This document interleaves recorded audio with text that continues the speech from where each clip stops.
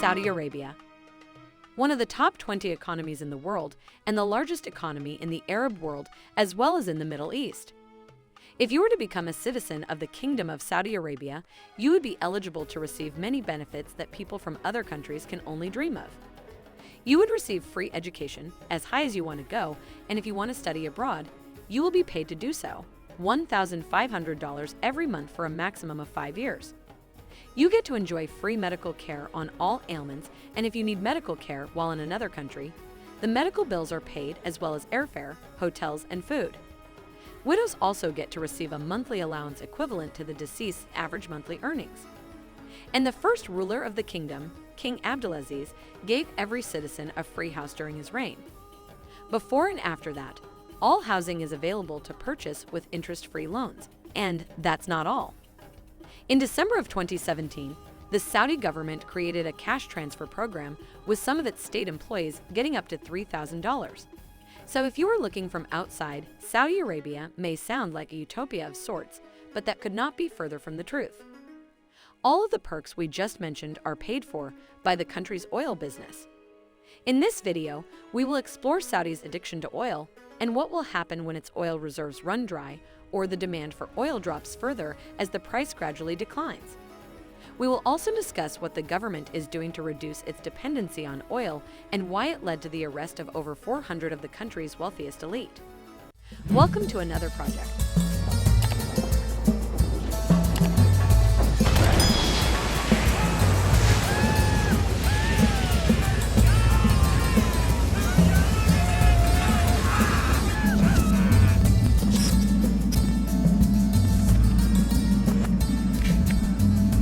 Before the discovery of oil in Saudi Arabia, the majority of the population was largely nomadic and engaged in herding and agriculture. The country's economy was based on tourism revenue from observant Muslims' pilgrimages to the holy city of Mecca. All that would change drastically on March 3, 1938, when an American-owned oil well in a small village known as Dammam was drilled into what would soon be identified as the largest source of petroleum in the world. After the discovery, Saudis established strong infrastructure dotted with wells, pipelines, refineries, and ports. At the time, Standard Oil, which was owned by America's richest man, John D. Rockefeller, was eager to control as much of the market for gasoline as it could. So it wanted to have first dibs on Saudi's oil. So a partnership between the King Abdul Aziz's government and Standard Oil became known as the Arabian American Oil Company, or more popularly, Aramco. Today, the petroleum sector accounts for roughly 87% of Saudi budget revenues, 90% of export earnings, and 42% of GDP. So saying the Saudi economy is dependent on oil is an understatement. This is a huge problem. The only country that has more oil than is Venezuela, with 300 billion barrels. Saudi Arabia has the second largest amount of oil reserves in the world, with 266 billion. But despite this, Venezuela is experiencing one of the worst financial and humanitarian crises in modern history.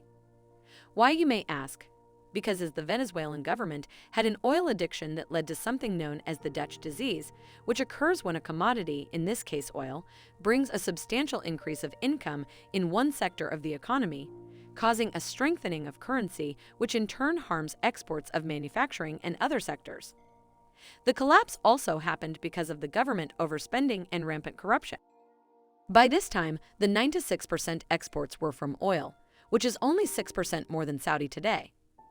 Corruption and overspending is also a problem in the country, just a bit more milder than Venezuela.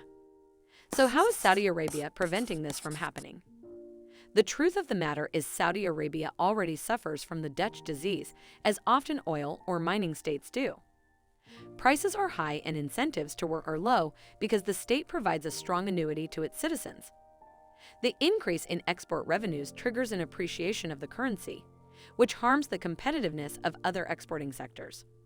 On top of that, good pay in the oil industry creates high competition for any other job market that tries to take off. The average salary people receive at Saudi Aramco is $129,000. Even on the lower spectrum, the salary is around $60,000. However, the country is said to have 200 years' worth of oil if the demand for oil remains the same.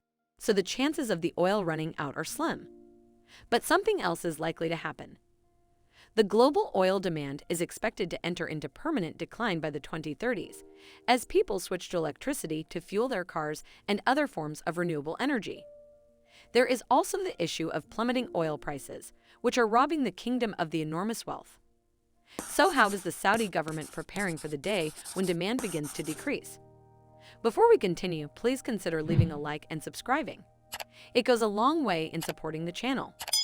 In 2016, Saudi Arabia announced a new program called Vision 2030, with the main focus of this program being economic diversification. The idea is the brainchild of the Crown Prince, Mohammed bin Salman, whose elderly father, King Salman, ascended to the throne in 2015 and gave his son oversight of the kingdom's most important portfolios: defense, economy, religion, and oil. To distinguish him from the mass of his royal relatives, Saudis, and the media referred to him by his initials, MBS. His Vision 2030 aims to swagger up the Saudi economy by building up tourism, entertainment, and even a futuristic new city called Neom. MBS said the city would cost $500 billion and be a place for dreamers. It would be powered by solar energy and staffed by so many robots that they might outnumber the human inhabitants. He went on to say it was not an economic development project, but a civilizational leap for humanity. The plan is to overhaul the economy by charming executives from Wall Street, Hollywood, and Silicon Valley with open cinemas and concert venues and shattering other traditions. The government also announced that it would triple the country's value-added tax on goods and services from 5 to 15% to increase its tax base and stop the $266 monthly allowance for state workers and review other financial benefits paid to employees and contractors. There was a new future on the way for Saudi Arabia, and it would involve more than robots and women driving. However, reality set in 2 weeks after the announcement of the 2030 plan. The government ordered the royal court and the secret police to round up hundreds of Saudi Arabia's wealthiest and most powerful men, including a number of MBS royal relatives. The government said the detentions were a crackdown on corruption, and many Saudis welcomed the idea. They were stripped of their cell phones, guards, and drivers and locked in the Riyadh Ritz-Carlton, turning the investment conference's luxury setting into a 5-star prison. The government said the detentions were a crackdown on corruption on the worst offenders, which included princes and businessmen who muscled their way into lucrative contracts or run other schemes to siphon fortunes from the government. The detentions and changes in taxes and benefits, he said, as tough as they are necessary and beneficial to maintain comprehensive financial and economic stability. But there is one problem: investors might not want to invest in Saudi, and here's why. The kingdom practices a version of Islam known as Wahhabism, the ultra-conservative and intolerant interpretation that was woven into the kingdom's history. Despite having unique clout among the world's 1.8 billion Muslims, it teaches the faithful to be wary of non-Muslim or infidels. According to New York Times, this saw murderers and drug dealers beheaded in public squares and deprived women of basic rights such as driving, which was changed only recently. The government is trying to clean up the country's image, which involved wining and dining the global elite and investors as a way to woo them before introducing the framework of Vision 2030. But can they really overlook Saudi's extremely problematic human rights record? The kingdom still remains far stricter than most other Islamic societies and remains one of the world's most retrograde autocracies. On top of that, it has made a few bad investments.